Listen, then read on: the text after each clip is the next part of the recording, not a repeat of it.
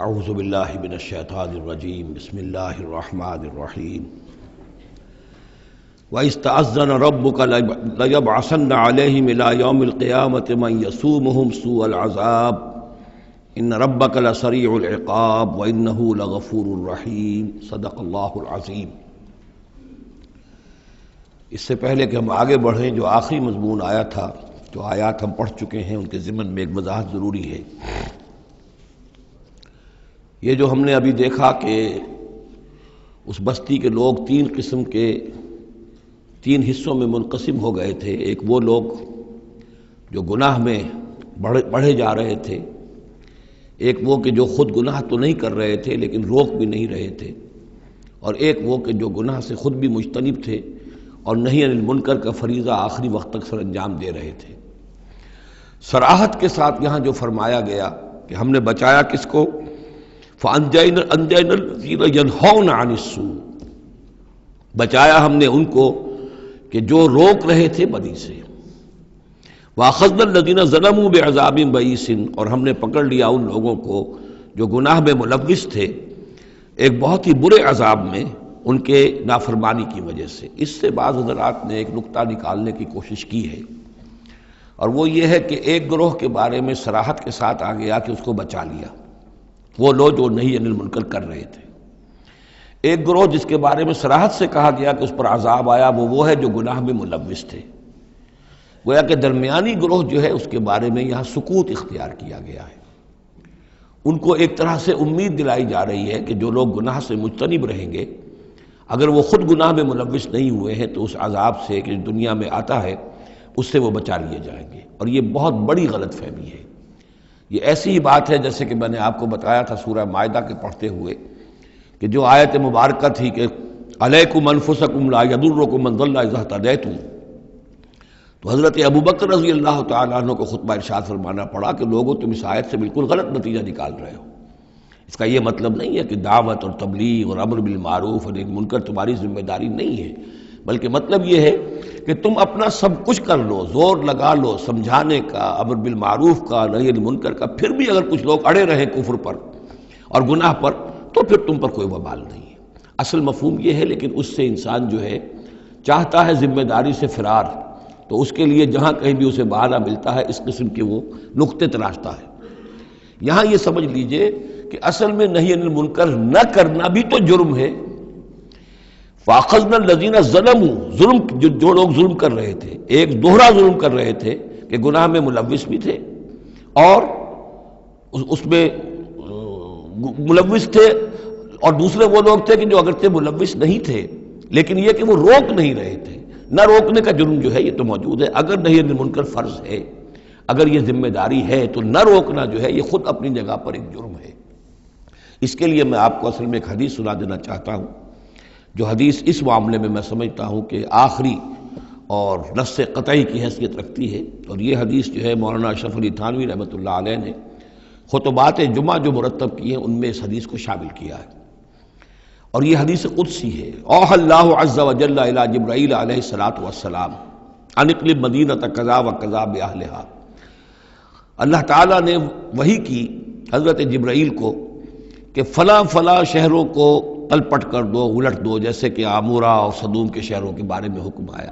قال فقال، حضور فرماتے ہیں اس پر حضرت جبرائیل نے عرض کیا بارگاہ خداوندی میں، رب یا رب ان فیہا عبدک فلانا لم یعصک طرفۃ عین، پروردگار اس میں تو تیرا فلاں بندہ بھی ہے جس نے کبھی پلک جھپکنے جتنی دیر بھی معصیت میں نہیں گزاری، گناہ سے اتنا پاک صاف، نگاہ کا ادھر سے ادھر ہو جانا، اتنا وقت بھی کبھی معصیت میں صرف نہیں کیا، تو کیا اس پر بھی الٹ دوں؟ قال فقال، حضور نے فرمایا، اس پر اللہ تعالیٰ نے ارشاد فرمایا اقلبها علیہ وعلیہم، الٹو اس بستی کو، پہلے اس پر پھر دوسروں پر۔ وجہ کیا ہے؟ فإن وجهه لم يتبعر في ساعة قط، اس کے چہرے کا رنگ میری غیرت کی وجہ سے کبھی متغیر نہیں ہوا۔ یہ خود تو گناہ سے بچا رہا لیکن گناہ پھیلتے رہے، شریعت کی دھجیاں بکھرتی رہیں، اللہ تعالیٰ کے احکام کا مذاق اڑایا جاتا رہا، اور یہ اپنے دھندے میں لگا رہا، کاروبار میں لگا رہا، یا اپنے نوافل میں لگا رہا، مراقبوں میں لگا رہا، ذکر اذکار میں لگا رہا، تو یہ دوسروں سے بڑھ کر مجرم ہے۔ اقلبھا علیہ، اقلبھا علیہ وعلیہم، الٹو اس بستی کو، پہلے اس پر پھر دوسروں پر۔ فإن وجهه لم يتبعر فی ساعۃ قط۔ اور دوسرے یہ کہ قرآن مجید میں سورہ انفال اب بہت قریب آ گئی ہے، ہم پڑھیں گے جلد ہی، وہ آیت مبارکہ بھی نص قطعی ہے قرآن کے حوالے سے، یہ تو حدیث کے حوالے سے ہوئی۔ قرآن مجید میں فرمایا گیا واتقوا فتنة لا تصیبن الذین ظلموا منکم خاصہ۔ اس دنیا میں جب کوئی اجتماعی سزا آتی ہے، کسی قوم کے اندر بحیثیت مجموعی جب منکرات پھیل جائیں، تو جب سزا آتی ہے تو پھر وہ صرف جو گناہ گار ہیں انہی کو اپنی لپیٹ میں نہیں لیتی، بلکہ وہ لوگ جو بچے ہوئے تھے وہ بھی لپیٹ میں آ جاتے ہیں۔ ہاں، امید جو دلائی گئی ہے یہاں سے وہ یہ ہے کہ جو امر بالمعروف و نہی عن المنکر کی آخری حد تک، آخری وقت تک کوشش کرتے رہے ہوں، اللہ تعالیٰ ان کو بچا لے گا۔ اب آگے چلیے، وَإِسْتَأْذَنَ رَبُّكَ، اور یاد کرو جب کہ آپ کے رب نے یہ اعلان کر دیا، لَيَبْعَثَنَّ عَلَيْهِمْ، وہ لازماً اٹھاتا رہے گا ان پر، مسلط کرتا رہے گا ان پر، الی یوم القیامہ، قیامت کے دن تک، ایسے لوگوں کو من یسومہم سوء العذاب، جو انہیں بدترین عذاب کے اندر مبتلا کرتے رہیں گے۔ ان ربک لسریع العقاب، یقیناً آپ کا رب سزا دینے میں بہت جلدی کرتا ہے۔ وَإِنَّهُ لَغَفُورٌ رَحِيمٌ، اور یقیناً وہ غفور بھی ہے، رحیم بھی ہے۔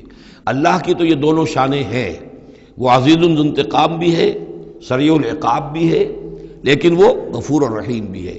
اب یہ آپ کا طرز عمل ہے کہ آپ اپنے آپ کو اس کی کس شان کا مستحق بناتے ہیں۔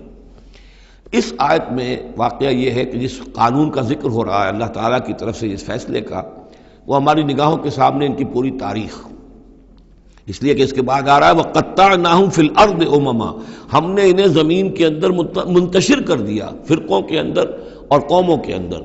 یہ ڈایاسپورا جو ہے ان کا، جو سن 70 سے شروع ہوا ہے، سن 70 عیسوی میں جو رومن جنرل تھا ٹائٹس، اس نے سیکنڈ ٹیمپل کی، جو حضرت عزیر علیہ السلام کے زمانے میں پھر دوبارہ ہیکل تعمیر ہوا تھا، اس کو شہید کیا۔ 1,33,000 یہودیوں کو ایک دن میں قتل کیا یروشلم میں، اور یہاں سے یہودیوں کو نکال باہر کیا، فلسطین سے نکال دیے گئے، تم اب فلسطین میں نہیں رہ سکتے۔ وہاں سے ان کا ڈایاسپورا شروع ہوا ہے، کوئی کہیں چلا گیا، کوئی کہیں چلا گیا، کوئی روس میں چلا گیا، کوئی یورپ میں چلا گیا، کوئی ہندوستان میں آ گیا، کوئی مصر میں آباد ہو گیا، کوئی اور دور دراز کے علاقوں میں۔ پھر جب یہ امریکہ دریافت ہوا ہے تو یہ امریکہ بھی چلے گئے، وہاں بھی جا کر آباد ہو گئے۔ تو یہ ان کا ڈایاسپورا کا پیریڈ ہے کہ جس میں یہ گویا کہ منتشر کر دیے گئے پوری زمین کے اندر، ان کی کوئی ایک جمعیت کہیں نہیں رہی، اور ہر جگہ ان سے نفرت تھی، شدید نفرت۔ بلکہ ان کے اوپر واقعہ یہ کہ یورپ میں تو بڑا ان کے اوپر ظلم بھی ہوتا تھا، جس طرح چاہتے تھے ان کو وہاں کے عیسائی جو ہیں، جیسا کہ میں بتا چکا ہوں کہ ان کو معلوم تھا کہ یہ جو جن کو ہم خدا مانتے ہیں حضرت عیسیٰ علیہ السلام، ان کو سولی پر چڑھوایا انہوں نے، اور انہوں نے کفر کیا، اور وہ حضرت مسیح علیہ السلام کی شان میں گستاخی کرتے ہیں، حضرت مریم کی شان میں گستاخی کرتے ہیں، تہمتیں لگاتے ہیں، لہذا وہ ان کے درمیان دشمنی رہی۔ اور اس کی آخری مثال اس صدی میں، یعنی دور کی تاریخ تو شاید ہمیں معلوم ہو کہ شاید فیری ٹیلز ہیں، یہ کوئی کہانیاں ہیں جو ہم سن رہے ہیں، اس صدی میں جو ہوا ہٹلر کے ہاتھوں 6 ملین 60 لاکھ یہودی ختم کیے اس نے، پورا مشرقی یورپ کا یہودی جو ہے کھینچ کھینچ کر، وہاں سے پکڑ پکڑ کر، جہاں تک ہٹلر کی حکومت بنی تھی، جہاں تک اس کی جو گئے تھے فتوحات کا دائرہ، وہاں سے یہودیوں کو کھینچ کھینچ کر کنسنٹریشن کیمپس میں لایا گیا۔ پھر خاص مشینیں ایجاد کی گئیں، خاص جو ہیں اس کے لیے ایسے بنائے گئے کہ ان کے لیے اب اتنے لوگوں کو قتل کریں گے تو دفن کہاں کریں، ان کو کیا کریں، how to dispose of the dead bodies.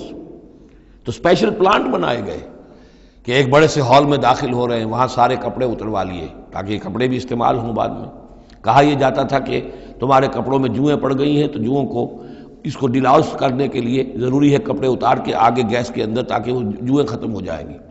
پھر ان کے بال اتروا لیتے تھے، عورتوں کے بال بھی شیو کر لیے، مردوں کے بھی، ان بالوں سے قالین بنائے انہوں نے جو نازیوں نے اپنے دفتروں میں بچھائے، ہیومن ہیئر کے قالین۔ پھر ان کو لے جا کر ایک گیس چیمبر کے اندر کے سب مر گئے۔ پھر اب وہ بڑے بڑے پٹے جیسے چلتے ہیں مشینیں، بڑے بڑی فیکٹریز کے اندر وہ پٹوں کے اوپر لاشیں چل رہی ہیں، پھر ان کا چورا ہو رہا ہے، جیسے کہ کہیں جو ہے وہ گھاس کاٹا جا رہا ہو یا کوئی اور چارہ جو ہے وہ کترا جا رہا ہو۔ پھر کسی خاص قسم کے کیمیکلز کے اندر ان کو تحلیل کیا کہ آخر میں کیا نکل رہا ہے، نہ کسی گوشت کا پتہ، نہ خون کا پتہ، نہ ہڈی کا پتہ، کسی شے کا پتہ نہیں، ایک بدبودار سیاہ رنگ کا مائع باہر نکل رہا ہے، اور اسے وہ لے گئے اپنے کھیتوں میں اور اسے بنا لیا کھاد۔ یہ کام اس صدی میں ہوا ہے، ہولوکاسٹ۔ اس میں زیادہ سے زیادہ یہ کہتے ہیں کہ یہ کچھ مبالغہ ہے 60 لاکھ کا، 40 لاکھ، تو 40 لاکھ بھی تو کم نہیں ہوتے، 40 لاکھ افراد کا اس طرح ختم ہو جانا۔ استأذن ربک لیبعثن علیہم الی یوم القیامہ، ان کا آخری وقت تو اب آنے والا ہے، وہ زیادہ دور نہیں ہے، لیکن اس سے پہلے جیسے شمع بجھنے سے پہلے بھڑکتی ہے، لہذا وہ ایک بھڑک ہے اس کی کہ جو یہودیوں کی ہے، اسرائیل ہے، ان کی طاقت ہے، ان کی قوت ہے، عربوں پر وہ چھائے ہوئے ہیں، اور واقعہ یہ ہے کہ مسلمان جس عذاب کے مستحق ہو چکے ہیں، اور ان میں سے عرب چونکہ ہمارے ہاں اونچے درجے کے، اس اعتبار سے امت کے اندر ان کا مقام اونچا درجے کا ہے کہ حضور عرب تھے، انہی کی زبان میں اللہ کی کتاب ہے، اور ان کی جو اللہ تعالیٰ کے دین کی طرف سے جو انہوں نے پیٹھ پھیری ہے، لہذا اس کی جو سزا انہیں مل رہی ہے وہ یہ ہے کہ ایک مغضوب علیہم قوم کے ہاتھوں ان کی تذلیل ہو رہی ہے، ان کے سامنے جھکنا پڑ رہا ہے۔ جن کے ساتھ کسی ایک کمرے میں کبھی بیٹھتے نہیں تھے، اب ان کے ساتھ گفت و شنید جو ہے اور ان کے ساتھ بغل گیر ہونے کی نوبت جو ہے وہ آئی ہے۔ اور ابھی جو کچھ ہونا ہے وہ خیر دوسری بات ہے، میں اس میں نہیں جانا چاہتا، وہ آخری وقت بھی آئے گا، پھر جو ہے حضرت مسیح علیہ السلام بھی نازل ہوں گے، اور وہی چونکہ ان کی طرف رسول تھے، رسول اللہ بنی اسرائیل، تو آخری وہ عذاب ہلاکت کہ جو باقی 6 قوموں کا تو آ چکا، حضرت نوح علیہ السلام، حضرت نوح کے سامنے بیٹا جو ہے وہ غرق ہوا کہ نہیں ہوا، حضرت ہود، حضرت صالح، ان سب کے سامنے جو ہے ان کی قومیں ہلاک ہوئیں، تو اب حضرت مسیح کو اٹھا لیا گیا تھا، وہی آئیں گے اور انہی کے ہاتھوں یہ اپنے کیفر کردار کو پہنچیں گے اور ان کا ایک ایک بچہ ختم ہوگا، لیکن اس سے پہلے ان کے ہاتھوں مسلمانوں پر اللہ کے عذاب کے بڑے کوڑے برسیں گے۔ To add insult to injury, کہ ایک یہودی قوم کے ہاتھوں، مغضوب علیہم قوم کے ہاتھوں پٹائی ہوگی، اور جو ہو رہی ہے، لیکن یہ کہ ابھی شدید تر صورت میں اس کا شروع ہونے والا ہے معاملہ۔ کوئی دنوں کی بات ہے کہ مسجد اقصی شہید کر دی جائے گی، اور پھر ایک طوفان جو ہے مڈل ایسٹ میں شروع ہو جائے گا۔ وَإِسْتَأْذَنَ رَبُّكَ لَيَبْعَثَنَّ عَلَيْهِمْ إِلَىٰ يَوْمِ الْقِيَامَةِ مَن يَسُومُهُمْ سُوءَ الْعَذَابِ، یاد کرو جب کہ آپ کے رب نے یہ اعلان کر دیا تھا کہ وہ لازماً اٹھاتا رہے گا، مسلط کرتا رہے گا ان پر قیامت تک ایسے لوگوں کو جو انہیں بدترین عذاب میں مبتلا کرتے رہیں گے۔ ان ربک لسریع العقاب وانہ لغفور رحیم وقطعناہم فی الارض، ہم نے متفرق کر دیا ان کو زمین میں، امماً، فرقے بن گئے، علیحدہ جماعتیں بن گئیں، اور اب ان کے جھگڑے ہو رہے ہیں مختلف علاقوں سے جو لوگ آ کر اسرائیل میں آباد ہو رہے ہیں۔ اب ظاہر بات ہے سینکڑوں برس تک کچھ یہودی جو ہیں روس میں رہے، ان کے اپنے کچھ مزاج اور بن گئے ہیں، ان کی شکلوں کے اندر بھی تبدیلی ہو گئی ہے، ان کی زبان بھی کچھ مختلف ہے، تو اب یہ اسرائیل کے اندر ان کے مابین تصادم ہوتا ہے۔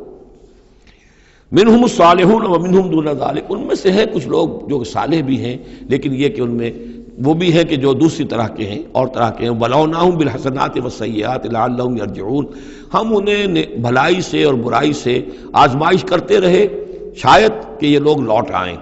فَخَلَفَ مِن بَعْدِهِمْ خَلْفٌ، لیکن یہ کہ ان کے بعد ایسے ناخلف لوگ ان میں پیدا ہو گئے، وَرِثُوا الْكِتَابَ، وہ کتاب کے وارث ہو گئے، وارث بنے، تورات کے وارث بنے۔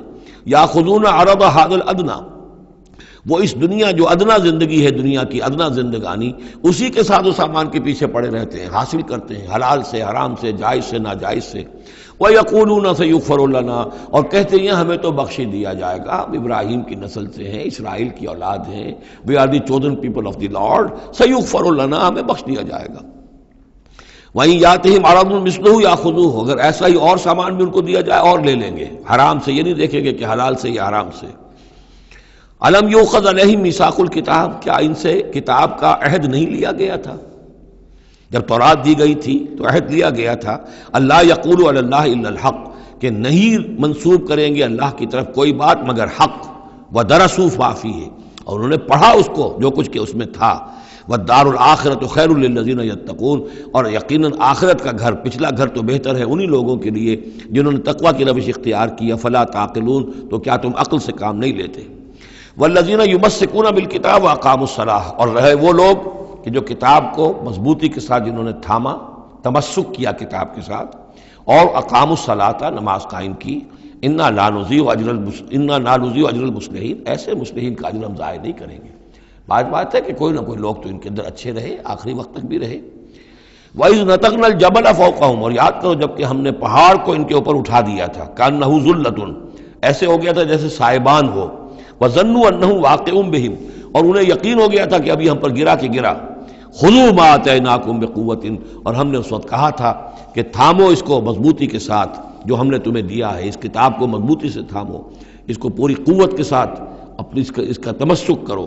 وَاذْكُرُوا مَا فِيهِ لَعَلَّكُمْ تَتَّقُونَ، اور جو کچھ اس میں ہے اس کو یاد رکھو، مستحضر رکھو، تاکہ تم بچتے رہو اور تمہارے اندر تقویٰ کی روش پیدا ہو جائے۔ اب جو یہ بقیہ حصہ ہے 3 رکوع سورہ مبارکہ کے، اس میں بعض بڑے اہم مضامین آ رہے ہیں دین کے فلسفے کے اعتبار سے۔ وَإِذْ أَخَذَ رَبُّكَ مِن بَنِي آدَمَ مِن ظُهُورِهِمْ ذُرِّيَّتَهُمْ، اور یاد کرو جب کہ نکالے اللہ نے، آپ کے رب نے، تمام بنی آدم کی پیٹھوں سے ان کی نسل کو۔ اب یہ کہ یہ اصل میں تو معاملہ ہو رہا ہے عالم الارواح میں، جبکہ ابھی جسد پیدا ہی نہیں ہوئے تھے، لیکن 2 ہی شکلیں ہو سکتی تھی، یا تو لوگوں کو یہ ساری بات پہلے بتائی گئی ہوتی، عالم ارواح ہے، پہلی تخلیق یہ ہے، دوسری تخلیق یہ ہے، عالم ارواح میں یہ قول و قرار دیا گیا۔ عرب کے جو اولین مخاطب تھے حضور صلی اللہ علیہ وسلم کے اور قرآن کے، چونکہ ان کے لیے یہ چیزیں ان کی اس وقت کی استعداد کے اعتبار سے بھاری تھیں، قرآن مجید نے عام فہم الفاظ استعمال کیے۔ جب ہم نے نسل آدم کی تمام ان کی پیٹھوں سے ذریت کو نکال لیا، یعنی یہ کہ جتنے بھی انسان آنے والے تھے دنیا میں، ان سب کی ارواح جو ہیں وہ وہاں موجود تھیں۔ وَإِذْ أَخَذَ رَبُّكَ مِن بَنِي آدَمَ مِن ظُهُورِهِمْ ذُرِّيَّتَهُمْ وَأَشْهَدَهُمْ عَلَىٰ أَنفُسِهِمْ، اور ان کو گواہ بنایا اپنے اوپر، اچھی طرح سوچ سمجھ کر۔ اقرار جو ہوتا ہے جس کو ہم کہتے ہیں میں بقائمی ہوش و حواس یہ اقرار کر رہا ہوں، تو پوری طرح ہوش و حواس میں سیلف کانشسنس، یہ میں آپ کو بتا چکا ہوں، ہمارے اندر جو سیلف کانشسنس ہے، خود شعوری، وہ ہے ہی ہماری روح کی بنیاد پر۔ حیوانات میں بھی شعور تو ہے، کانشسنس تو ہے، سیلف کانشسنس نہیں ہے، خود شعوری نہیں ہے۔ تو یہ خود شعوری کا منبع جو ہے در حقیقت وہ روح ہے۔ تو وہ ارواح موجود تھی، انہیں اپنی ذات کا شعور تھا۔ اشہدہم علی انفسہم، انہیں اپنی ذات کے اوپر خود گواہ بنا کر پھر سوال کیا، الست بربکم، کیا میں تمہارا رب نہیں ہوں، تمہارا مالک، تمہارا آقا؟ قالوا بلا، وہ کہیں گے کیوں نہیں، شہیدنا، ہم اس پر اقرار کرتے ہیں، ہم گواہ ہیں۔ اب یہاں نوٹ کیجئے، جیسے کہ اس سے پہلے آیا تھا سورہ مائدہ میں کہ اہل کتاب تمہارے پاس ہمارا بشیر اور نذیر آ گیا، مبادا تم یہ کہو کہ ہمارے پاس کوئی بشیر اور نذیر نہیں آیا۔ وہ گویا کہ اتمام حجت تھی اہل کتاب پر۔ سورہ انعام میں آ چکا ہے کہ مبادا تم یہ کہو کہ کتابیں تو دی گئی تھیں ہم سے پہلے 2 گروہوں کو، ہم تو جانتے نہیں تھے، عبرانی زبان کی کتاب نہیں پڑھتے تھے، وہ اتمام حجت تھا بنی اسماعیل پر کہ اب تمہارے اندر ہم نے اپنا ایک رسول بھیج دیا صلی اللہ علیہ وسلم، یہ کتاب آ گئی ہے۔ اب تم یہ نہیں کہہ سکتے کہ وہ تو ہم سے پہلے 2 گروہوں پر نازل کی گئی تھی، ہاں اگر ہم پر کہیں نازل کی گئی ہوتی تو ہم ان دونوں سے بڑھ کر بہت زیادہ جو ہے اس سے فائدہ اٹھاتے اور حق پر ہوتے۔ اب یہ جو گواہی ہے یہ آ رہی ہے پوری نوع انسانی، جس کے حوالے سے میں نے آپ کو بتایا تھا کہ وہ عہد کہ جو ہر روح انسانی اللہ کے ساتھ کر کے آئی ہے، کوئی نبی نہ آتا، کوئی کتاب نہ آتی، تب بھی یہ عہد بنیاد ہے مواخذہ اخروی کی، محاسبہ، accountability, the grand accountability of the day of judgement, اس کا بیسس جو ہے وہ یہ ہے، بنیادی بات یہ ہے، بنیادی حجت یہ ہے۔ نبوت سے، کتابوں سے، وحی سے، یہ تو اتمام حجت ہوا ہے، اضافی شے ہے۔ اللہ نے امتحان کو اور آسان کر دیا نوع انسانی کے لیے، لیکن بنیادی حجت جس کی بنا پر ہر انسان رسپانسبل ہے، اکاؤنٹیبل ہے، وہ یہ عہد ہے۔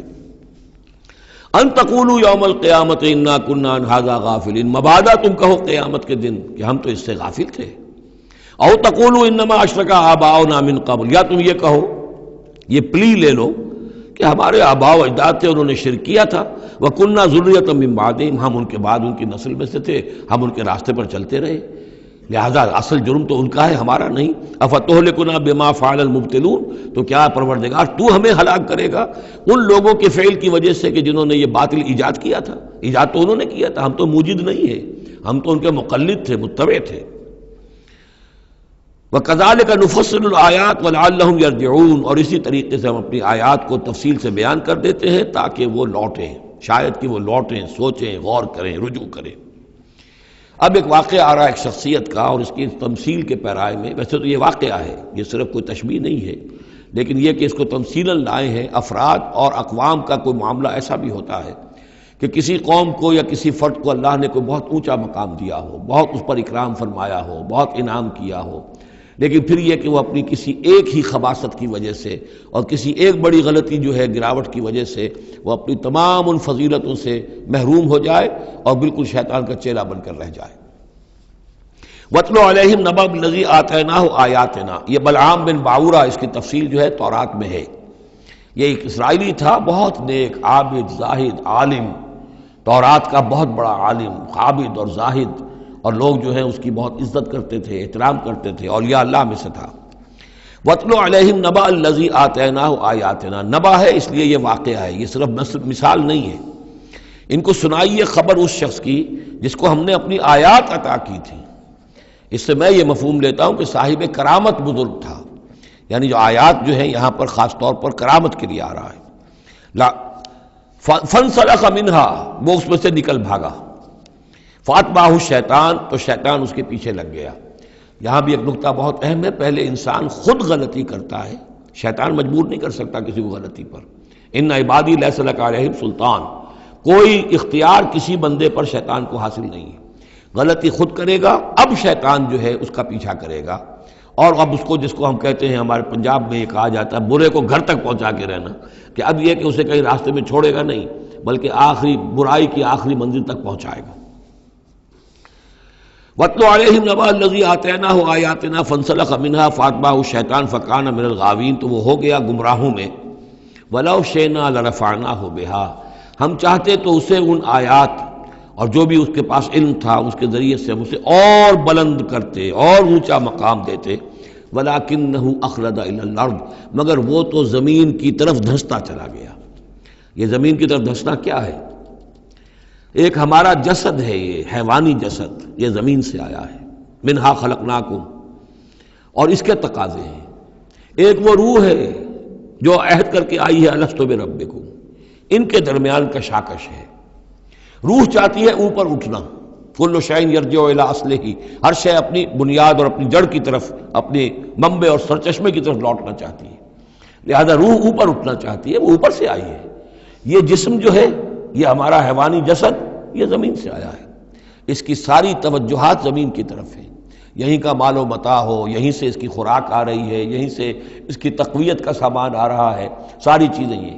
اب یہ جو کشاکش ہے، انسان کی روح وہ اللہ کی طرف جانا چاہتی ہے، اور یہ جسم جو ہے یہ دنیاوی لذتوں میں، عیش میں، دنیا کے اندر جو ہے حلال سے حرام سے جو بھی حاصل کیا جا سکے، بابر بعیش کوش کہ عالم دوبارہ نیست۔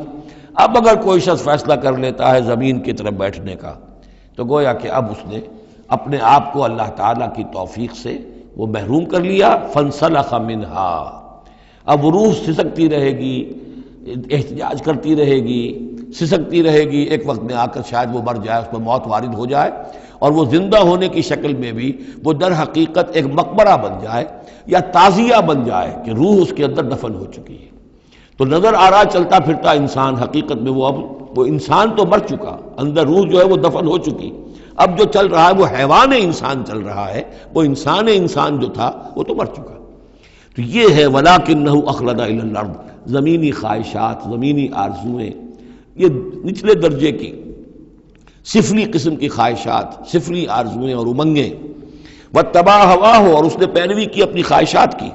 فَمَثَلُهُ كَمَثَلِ الْكَلْبِ، تو اس کی مثال کتے کی سی ہے۔ إِن تَحْمِلْ عَلَيْهِ يَلْهَثْ أَوْ تَتْرُكْهُ يَلْهَثْ، وہ ہر وقت ہی ہانپتا رہتا ہے، کوئی اس کے اوپر بوجھ رکھیے تب بھی ہانپے گا، اور ویسے بھی وہ اس کی زبان باہر نکلی ہوتی ہے، ہانپتا رہتا ہے۔ اسی طرح کا معاملہ ہے کہ اللہ نے تو اس کو اپنی نعمتیں عطا کی، لیکن وہ بدبخت ان کی قدر کرنے کی بجائے اس کتے کے مانند ہانپنے لگا اور زمین ہی کی طرف، اور کتا آپ نے دیکھا ہوگا چلتا ہوا سونگتا جاتا ہے زمین کو، ہر وقت سونگے گا زمین کو۔ ذالک مثل القوم الذین کذبوا بآیاتنا، یہی مثال ہے اس قوم کی بھی جنہوں نے ہماری آیات کو جھٹلایا۔ اور یہاں پھر نوٹ کیجئے کہ پاکستانی قوم اس کی سب سے بڑی مثال ہے۔ پاکستان کا بن جانا معجزہ تھا، کسی حساب کتاب میں آنے والی شے نہیں۔ پھر پاکستان کا قائم رہ جانا معجزہ تھا، انگریزوں کو بھی اور ہندوؤں کو بھی یقین تھا کہ پاکستان قائم نہیں رہ سکتا، وائبل نہیں ہے، ختم ہو جائے، لیکن یہ کہ پاکستان قائم رہا۔ سن 65 میں اس کا بچ جانا معجزہ تھا. اتنی یقینی بات تھی کہ B B C television کے اوپر دکھا دیا گیا فال آف لاہور. لاہور جو ہے وہ بھارتی فوج داخل ہو چکی ہے، قبضہ کر چکی ہے. اتنی یقینی بات تھی. شام کو جم خانہ میں شراب پینے کا پکا پروگرام تھا، لیکن خوف طاری کر دیا اللہ تعالیٰ نے ان کے دلوں پر. شاید ہمارا کوئی گھیراؤ کیا جا رہا ہے، کوئی ریزسٹنس نہیں ہے، کیا ہوا ہے؟ یہاں ہم غافل پڑے ہوئے تھے، ریزسٹنس کیا ہوتی؟ لیکن بجائے اس کے کہ وہ یہ سمجھتے کہ یہ غافل ہیں اور ریزسٹنس اس لیے نہیں ہو رہی، ان کے دلوں میں سألقی فی قلوب الذین کفروا الرعب، میں ان کافروں کے دلوں میں رعب ڈال دوں گا. وہ رعب پڑ گئے، پاکستان بچ گیا. تو یہ ساری چیزیں ہیں، معجزے پر معجزے ہیں. لیکن یہ سب اس لیے تھا کہ ہم اس ملک کو ہم نے حاصل کیا تھا اسلام کے نام پر. اسے تجربہ گاہ بنائیں گے، اسے ایک نمونہ بنا دیں گے پوری دنیا کے لیے. پوری دنیا دیکھے گی کہ اسلام کیا ہے، اسلام کا عادلانہ نظام کیا ہے.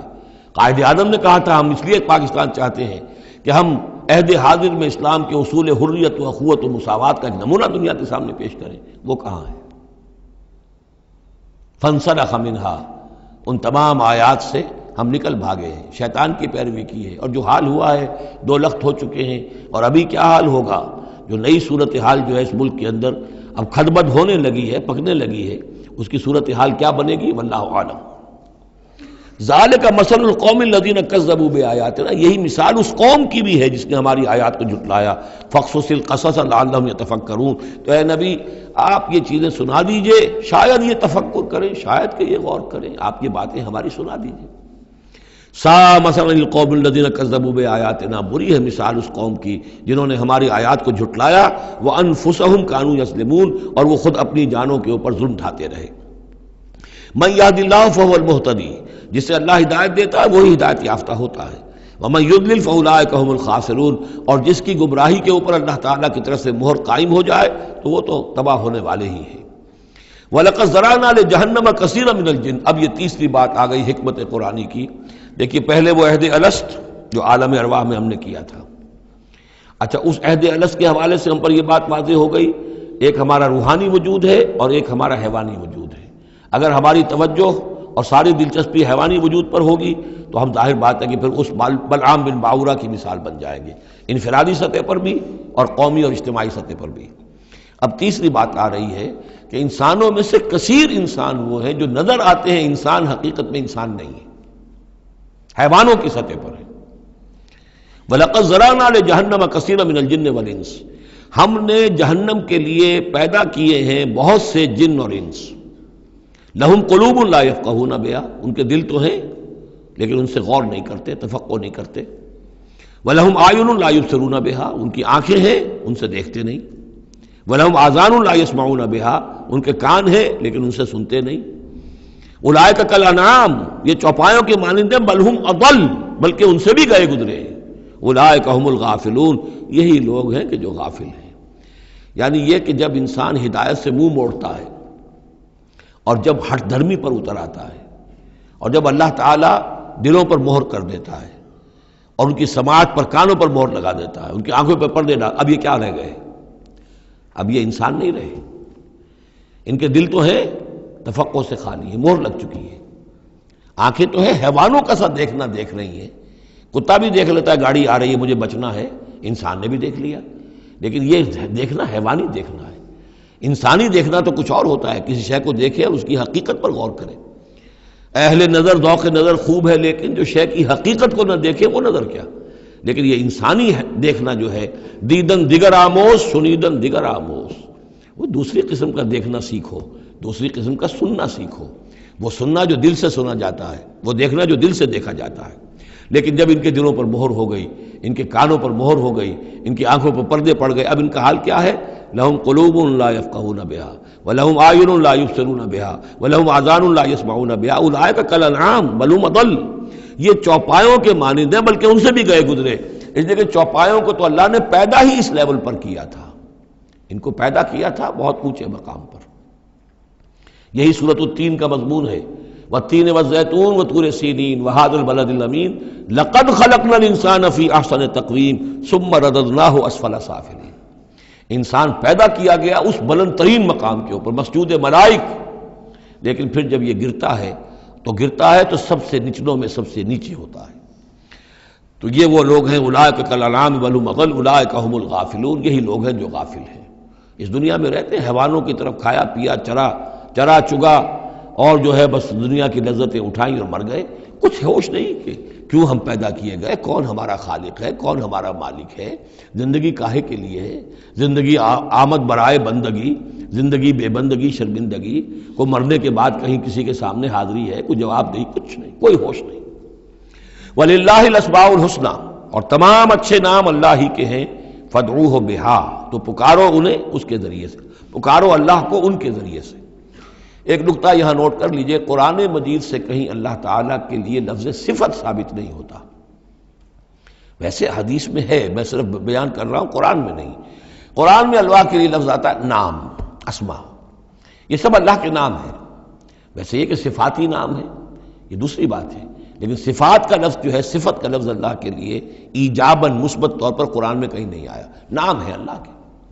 اور نام جو ہے در حقیقت کسی ایک ہی شے کے 100 نام ہو سکتے ہیں، تلوار کے 5000 نام ہیں، تلوار تو ایک ہی شے ہے نا، لیکن اس کے مختلف اوصاف کے اعتبار سے بہت سے نام اس کے عرب رکھ لیتے تھے۔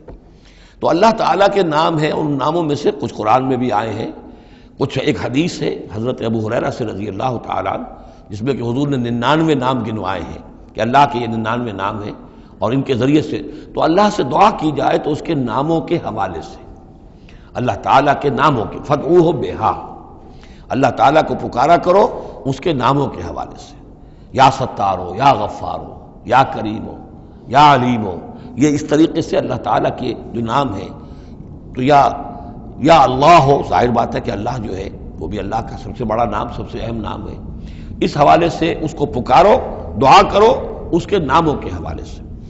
وَذَرُوا الَّذِينَ يُلْحِدُونَ فِي أَسْمَائِهِ، اور چھوڑ دو، دفع کرو ان لوگوں کو کہ جو اس کے ناموں میں کجی نکالتے ہیں، لحد کہتے ہیں ٹیڑھ کو، یہ قبر جو ہوتی ہے ایک سیدھی ہوتی ہے اور ایک ہوتی ہے لحد والی، جس میں کہ بغلی قبر، اس میں وہ ٹیڑھا راستہ بنتا ہے جس میں کہ اتارا جاتا ہے قبر کو۔ تو اسماء الہی میں لحد الحاد جو ہے تو یہ ہے کہ ان کا غلط استعمال کیا جائے، انہی ناموں کے حوالے سے ان کے مراقبے کر کے ان کے اندر تاثیرات ہیں، اس میں کوئی شک نہیں، لیکن ان کے غلط استعمالات جو ہیں وہ درست نہیں ہیں۔ اللہ تعالیٰ کے ذکر کے لیے، اللہ سے خود اپنی دعا کے لیے ان کو ذریعہ بنایا جائے، لیکن ان کو لوگوں کے لیے نقصان پہنچانے کا ذریعہ بنانا یہ گویا کہ الحاد ہو جائے گا، غلط استعمال۔ اور دوسرے یہ کہ بعض اللہ تعالیٰ کے نام جو ہیں وہ جوڑوں کی شکل میں ہیں، ان میں ایک ہی کے حوالے سے پکارنا وہ بھی الحاد ہو جائے گا۔ المعز المذل، یہ اب جوڑا ہے، وہی عزت دینے والا ہے، وہی ذلت دینے والا ہے، لیکن اگر آپ نے یا مذلو یا مذلو یا مذلو کہنا شروع کر دیا تو یہ الحاد ہو جائے گا، اے ذلیل کرنے والے، اے ذلیل کرنے والے، اے ذلیل کرنے والے، جہاں دونوں لفظ آنے چاہیے، یا معز ہو یا مذل ہو، اے وہ کہ جو عزت دینے والا ہے اور اے وہ کہ جو ذلیل کرتا ہے۔ یہ دونوں نام جو ہے الرافع والخافض، ایک وہ ہے کہ جو اٹھانے والا ہے، اونچا کرنے والا ہے اور نیچے گرانے والا ہے، وہ الخافض بھی ہے، الرافع بھی ہے، المعز بھی ہے، المذل بھی ہے، المحیی بھی ہے، الممیت بھی ہے، زندہ رکھنے والا بھی ہے، موت وارد کرنے والا بھی ہے۔ تو یہ جو جوڑوں کے نام ہیں ان کو ساتھ ساتھ ہی ہمیشہ رکھنا چاہیے۔ ذروا الذین یلحدون فی اسمائہ سیجزون ما کانوا یعملون، القریب وہ بدلہ پائیں گے اپنے اعمال کا۔ وممن خلقنا امۃ یہدون بالحق وبہ یعدلون، اور جو انسان ہم نے پیدا کیے ہیں ان میں یقیناً ہر دور میں کچھ لوگ رہے ہیں، ایسی جماعتیں رہی ہیں، اور جیسے کہ حضور نے ضمانت دی ہے کہ میری امت میں ایک طبقہ، ایک جماعت، ایک گروہ ضرور، لا تزال فی امتی طائفۃ قائمین علی الحق، حق پر قائم رہے گی۔ تو فرمایا وہ یہدون بالحق، جو حق کی ہدایت بھی دیتے رہیں گے، اور بہی یعدلون، اور حق ہی کے ساتھ عدل بھی کرتے رہیں گے۔ والذین کذبوا بآیاتنا سنستدرجهم من حیث لا یعلمون، باقی رہے وہ لوگ کہ جو ہماری آیات کی تکذیب کرتے ہیں، تم رفتہ رفتہ سہج سہج ان کو لے آئیں گے وہاں سے جہاں انہیں پتہ بھی نہیں ہوگا۔ استدراج اسے کہتے ہیں کہ ایک شخص کفر کے راستے میں بڑھتا جا رہا ہے، لیکن اس کی کامیابیاں دنیا میں بڑھتی جا رہی ہیں، وہ اور بڑھ رہا ہے اور بڑھ رہا ہے، وہ سمجھ رہا ہے اللہ کا فضل ہو رہا ہے مجھ پر، حالانکہ اصل میں اللہ تعالیٰ نے اس کی رسی دراز کی ہے تاکہ اور گناہ جو اس نے کمانے ہیں وہ کما لے۔ اس کو استدراج کہتے ہیں، اور یہ بہت بڑا فتنہ ہے۔ بسا اوقات ایک انسان غلط راستے پر چل رہا ہے، لیکن وہ اس استدراج کی وجہ سے یہ سمجھ بیٹھتا میں صحیح راستے پر ہوں، تبھی تو اللہ کی رحمت آ رہی ہے، تبھی تو مجھے کامیابی مل رہی ہے، قدم قدم پر جو ہے کامیابی میری قدم بوسی کر رہی ہے۔ نہیں، یہ استدراج ہے۔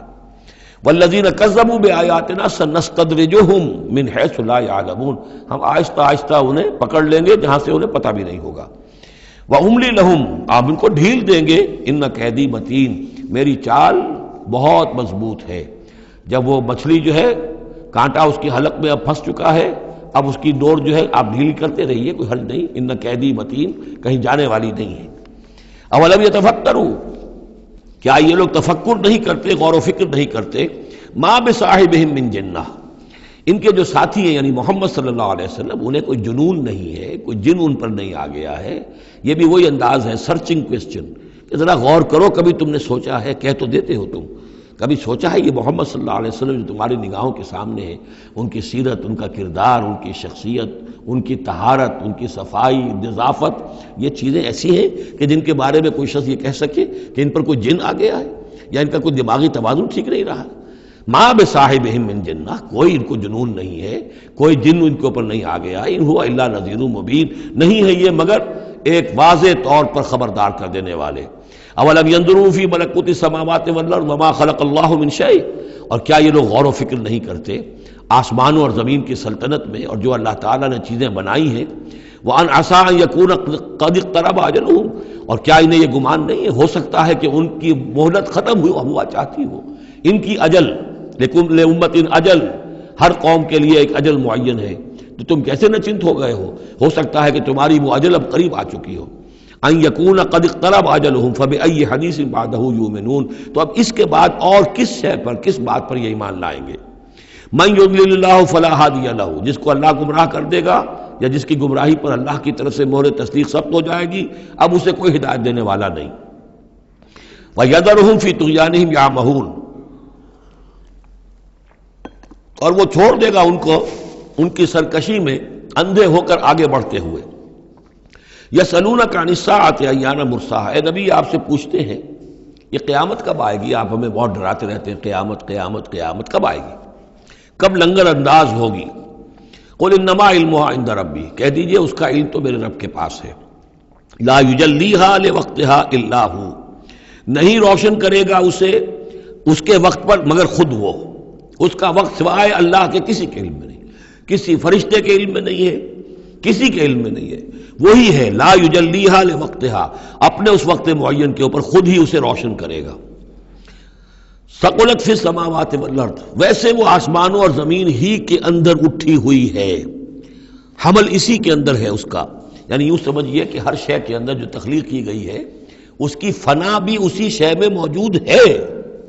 ہر تخلیق جو ہے اس کی ایک اجل مسمى ہے، تو گویا کہ اس کی موت اس کے ساتھ ہی ہے، ہم اپنی موت اپنے ساتھ لیے پھر رہے ہیں۔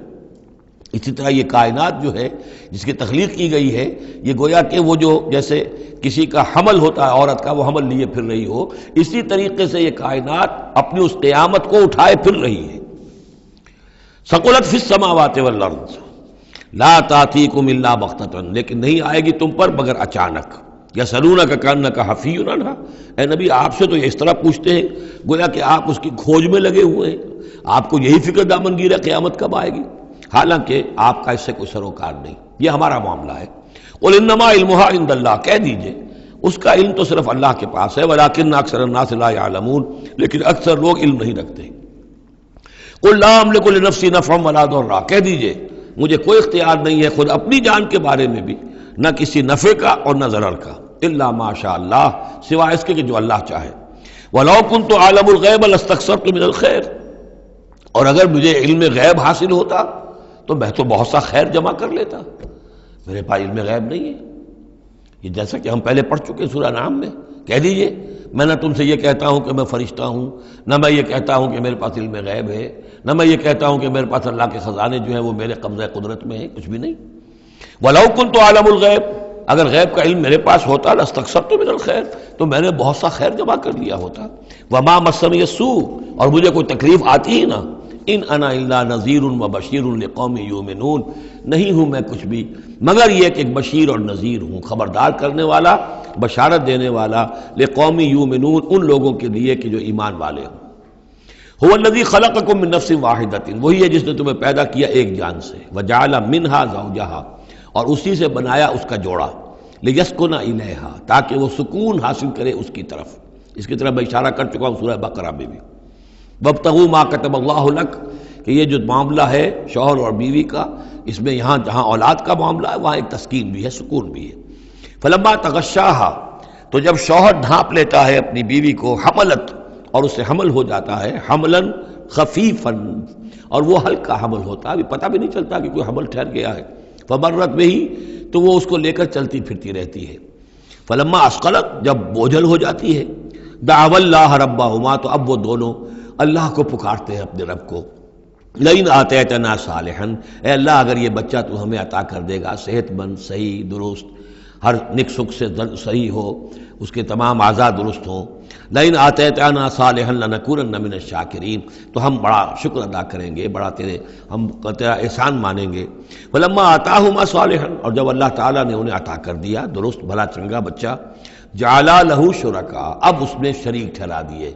یہ فلاں بزرگ کے مزار پہ میں گئی تھی، یہ ان کی نگاہ کرم ہوئی ہے، اور یہ فلاں جو ہے دیوی کی کرپا ہو گئی ہے کہ جس کی وجہ سے مجھے اولاد مل گئی ہے. دیا اللہ نے، اور اب یہاں پہ اس کے لیے دیوی اور دیوتا یاد آ گئے. فتعال اللہ عما یشرکون، تو اللہ بہت بلند و بالا ہے ان کے شرک سے. ایشرکون ما لا یخلق شیئا وہم یخلقون، کیا وہ ان چیزوں کو شریک کر رہے ہیں اللہ کے ساتھ جو کوئی شے تخلیق کرتے ہی نہیں، وہ تو خود مخلوق ہیں. فرشتے ہیں تو مخلوق ہیں، جنات ہیں تو مخلوق ہیں، انبیاء ہیں تو مخلوق ہیں، اولیاء اللہ ہیں تو مخلوق ہیں، یہ تو خود مخلوق ہیں، سب کے سب مخلوق ہیں. ایشرکون ما لا یخلق شیئا وہم یخلقون ولا یستطیعون لهم نصرا ولا انفسهم ینصرون، نہ وہ ان کی مدد کر سکتے ہیں نہ وہ اپنی مدد پر قادر ہیں، وہ تو سب کے سب جو ہے اللہ کے بندے ہیں. ان تدعوهم الی الہدی، اب یہاں پر تدریجاً بات لائی جا رہی ہے ان کو کہ جو ان کے اصل جو ڈیٹیز ان کی ہیں، وہ تو سمجھتے ہیں دیویاں ہیں، دیوتا ہیں، وہ تو اوپر ہیں، وہ تو انویزیبل ہیں، ہم نے ان کے نام پر یہ بت تراش لیے ہیں. تو چاہے رادھا کرشنن ہو، چاہے کوئی اور فلسفی ہو، وہ کہے گا یہ کہ ہم ان بتوں کو نہیں پوج رہے، ہم بھی جانتے ہیں یہ پتھر ہیں، پتھر کے سوائے میں کیا ہے، یہ نہ دیکھ سکتے ہیں نہ چل سکتے ہیں، پتھر ہیں. لیکن عام طور پر ان کے ہاں آدمی جو ہے عوام کی سطح پر وہ پھر انہی کو سمجھ بیٹھتا ہے کہ یہی ہے، اور چومتا ہے، چاٹتا ہے، جو بھی کرتا ہے، ان کا دھون پیتا ہے، ان کے سامنے ڈنڈوت کرتا ہے، ان کے سامنے جو ہے حلوے مانڈے پیش کرتا ہے. تو عوامی سطح پر ذہن میں یہی آ جاتا ہے کہ یہی ہیں معبود جن کو کہ ہم پوج رہے ہیں، اور انہی کے اندر قدرت ہے ہماری مشکل کشائی کی. اب ادھر رخ آ رہا ہے. ان تدعوہم الی الہدی، اگر تم پکارو انہیں ہدایت کے لیے کہ تمہیں راستہ دکھا دیں، لا یتبعوکم، وہ تمہاری طرف توجہ ہی نہیں کر سکیں گے. سواء علیکم ادعوتموہم ام انتم صامتون، برابر ہے تم پر کہ تم انہیں پکارو یا خاموش رہو. ان الذین تدعون من دون اللہ عباد امثالکم، ہاں جنہیں تم پکار رہے ہو، جنہیں دیوتا اور دیوی بنا لیا ہے، فرشتے ہیں یا اولیاء اللہ ہیں، وہ بھی تمہاری طرح کے بندے ہیں. عباد امثالکم، وہ تمہاری طرح کے بندے ہیں. فادعوہم فلیستجیبوا لکم ان کنتم صادقین، تو پکارو ان کو اور پھر دیکھو اگر تم سچے ہو تو پھر ان کی طرف سے تمہیں کوئی جواب ملنا چاہیے، کوئی وحی آنی چاہیے.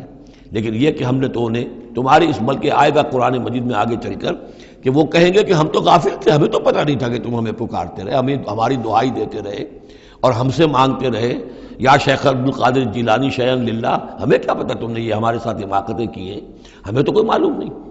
تو وہ تو کہیں گے غافل ہیں ہم. اب یہاں بتوں کی طرف اشارہ ہو رہا ہے. ام لہم ارجل یمشون بہا، کیا ان کے پاؤں ہیں، تم نے بنا تو دیے پاؤں، کیا چلتے بھی ہیں ان سے. ام لہم ایدین یبطشون بہا، ہاتھ بھی تم نے بنا دیے ان کے، لیکن کیا یہ اس سے پکڑ بھی سکتے ہیں. ام لہم اعین یبصرون بہا، کیا ان کی آنکھیں ہیں جن سے یہ دیکھتے ہوں. ام لہم آذان یسمعون بہا، یا ان کے جو کان ہیں ان سے یہ سنتے ہیں. قل ادعوا شرکاءکم، اے نبی اب کہہ دیجئے، اب یہ قول فیصل ہے جیسے حضرت ابراہیم سے کہلوا دیا گیا تھا، انی بریء مما تشرکون، اور تم جو بھی کچھ تمہارے یہ معبود ہیں جو میرا بگاڑنا چاہیں بگاڑ لیں، مجھے کوئی خوف نہیں. قل ادعوا شرکاءکم، اے نبی ان سے کہہ دیے پکار لو اپنے سارے شریکوں کو، ثم کیدون، اور پھر میرے خلاف جو چالیں چل سکتے ہو چل لو، جو بھی اقدام کر سکتے ہو کر لو. فلا تنظرون، مجھے کوئی مہلت نہ دو، میں تم سے کوئی درخواست نہیں کرتا کہ میرے ساتھ نرمی کرو، مجھے مہلت دو، جو بگاڑ سکتے ہو بگاڑ لو اپنے سارے معبودوں کو پکار کر. ان ولی اللہ الذی نزل الکتاب، میرا ولی، میرا پشت پناہ، میرا مددگار، میرا حمایتی، میرا حفاظت کرنے والا وہ اللہ ہے جس نے یہ کتاب مجھ پر نازل کی ہے. وَهُوَ يَتَوَلَّى الصَّالِحِينَ، اور وہ اپنے صالح بندوں کا ولی ہے، ان کا ساتھی ہے، مددگار ہے، پشت پناہ ہے۔ وَالَّذِينَ تَدْعُونَ مِن دُونِهِ لَا يَسْتَطِيعُونَ نَصْرَكُمْ، جنہیں تم پکار رہے اس کو چھوڑ کر وہ تمہاری مدد کی استطاعت ہی نہیں رکھتے، ان کے اندر طاقت ہی نہیں ہے۔ وَلَا أَنفُسَهُمْ يَنصُرُونَ، نہ وہ اپنی جان بچا سکیں گے۔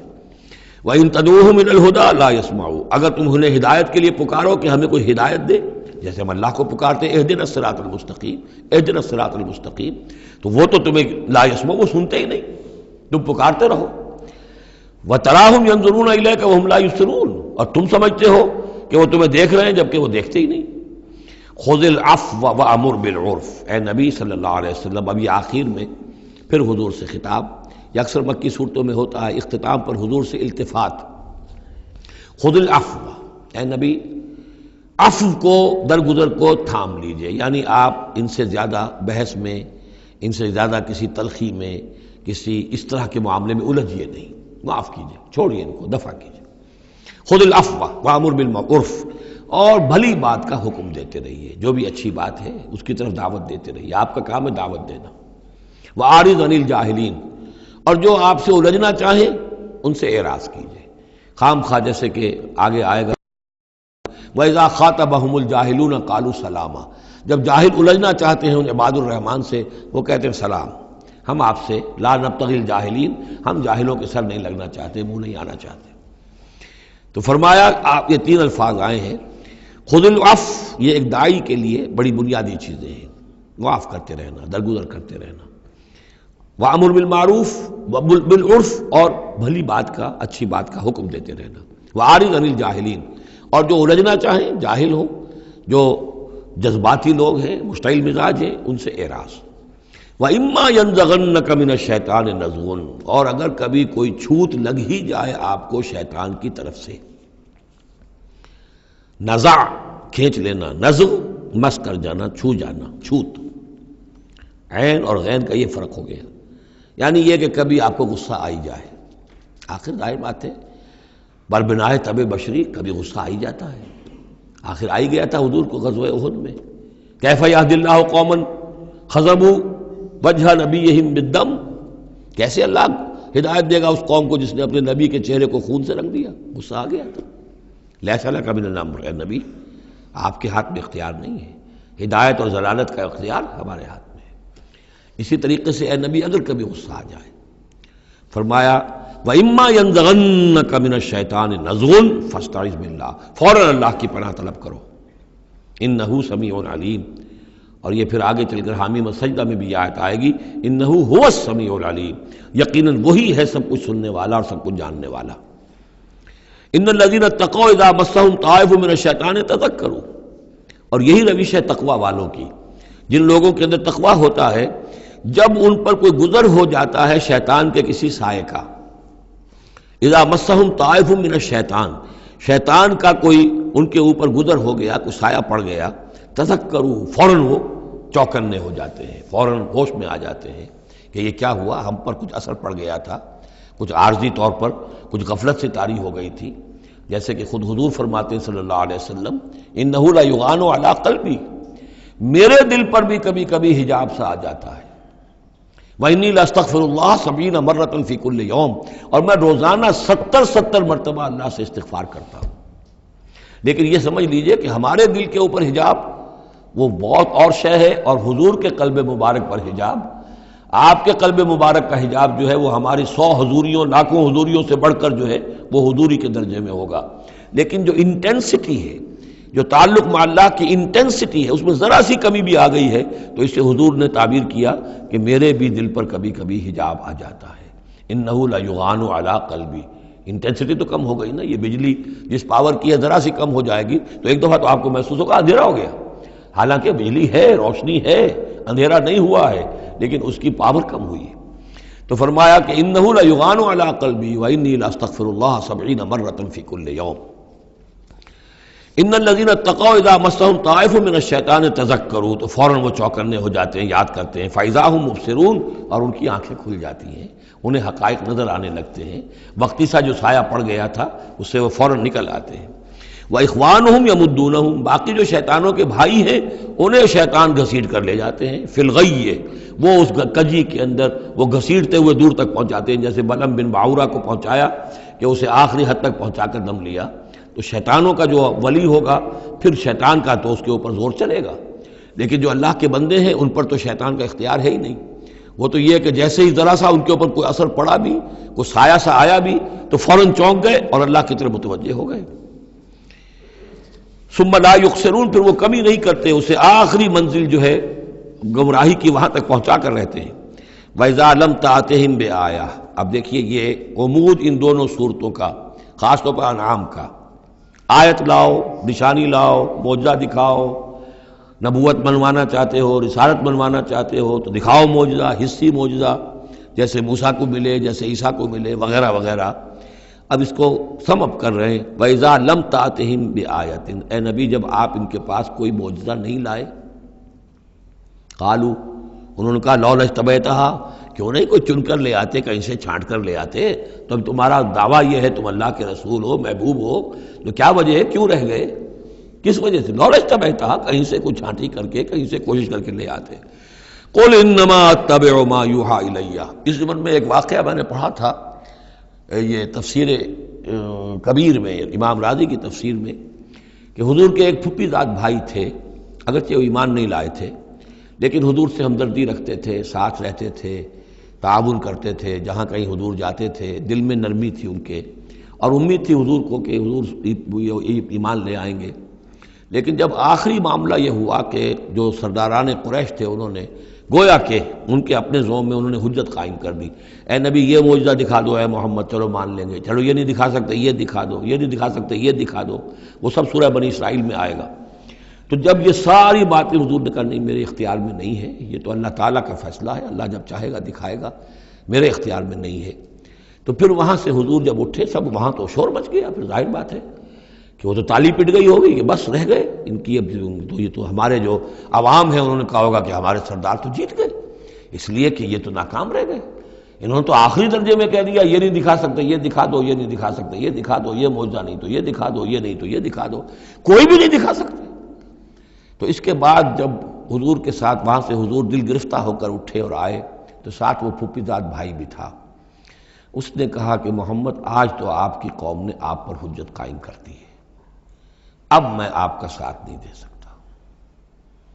یعنی یہ ہے کہ جو اثر پڑتا تھا لوگوں کے اوپر کہ اب تو حجت آپ پر قائم ہے، تو جس کو میں نے کہا تھا سورہ انعام کا وہ مقام کہ ان کان کبر علیک اعراضهم فان استطعت فتبتغي نفقا في الارض او سلما في السماء فتاتيهم بآیہ، اے نبی اگر آپ پر بہت بھاری گزر رہا ہے، شاق گزر رہا ہے ان کا اعراض، تو اگر آپ میں طاقت ہے تو کہیں زمین میں سرنگ لگا لیجئے، کہیں آسمان پر سیڑھی لگا لیجئے، اور کہیں سے جہاں سے آپ لا سکتے ہو لے آئیے، ہم نہیں دکھائیں گے۔ تو واقعہ یہ ہے کہ انسان اس کو اپنے اوپر طاری کرے، اس صورتحال میں ویژولائز کرے اپنے آپ کو، تو کس قدر ضیق میں اس وقت محمد الرسول اللہ صلی اللہ علیہ وسلم کی شخصیت آ چکی تھی۔ وَإِذَا لَمْ تَأْتِهِمْ بِآیَةٍ، اور جب آپ نہیں لائے ان کے پاس کوئی نشانی، قَالُوا لَوْلَا اجْتَبَیْتَهَا، کیوں نہیں لے آئے کہیں سے؟